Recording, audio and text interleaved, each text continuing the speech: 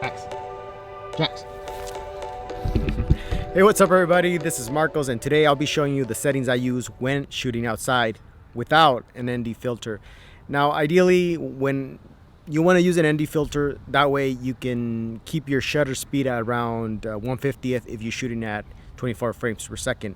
You might already know this, but there's this thing called the 180-degree rule in videography that your shutter speed should always be double your frame rate. However, I've learned recently for many run and gun situations, people that shoot outside, let's say weddings, they don't use ND filters because it's quite expensive or it's time consuming if you're going to be switching out the ND filters.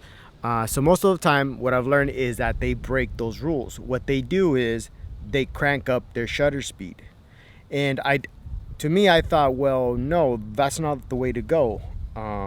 In order to not break the rule and in order to keep your shutter speed consistent with the 180-degree rule, the best option is to I guess close down the aperture to say, let's say something like f16, f22. That way you can allow less light into the lens. But no, it's interesting to me how people that shoot outside, like I said, in wedding videography or run and gun situations, they opt for cranking up the shutter speed, which is kind of weird.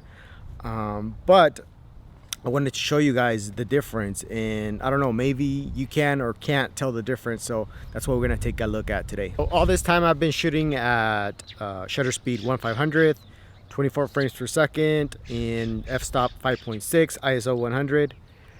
So let's just run the first test. All right, Jax, you ready? Get it.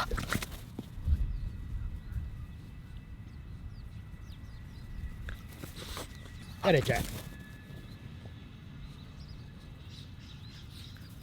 All right, Jax, go get it.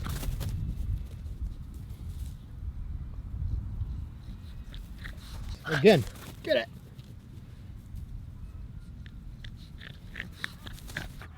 Jax.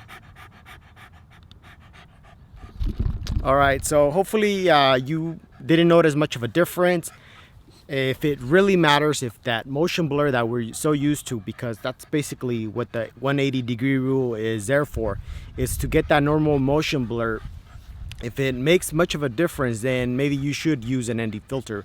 But if for the most part, like let's say wedding videography, I've edited many of them, and I can tell you the wedding videographer I work with usually cranks up his shutter speed, and I can't really tell the difference. And if I can't tell it, most likely most people can't. So it's up to you. Again, if this helps, please let me know. If you have any questions, of course you probably thought that, wow, that's elementary, I can't believe you didn't know that. But if I didn't 100% understand how people shot outside, then I know there's many of you who might not either. Please let me know if there's any concerns or anything you noticed that's off, or anything I can improve on. So thank you guys for watching, and I'll see you guys on the next one.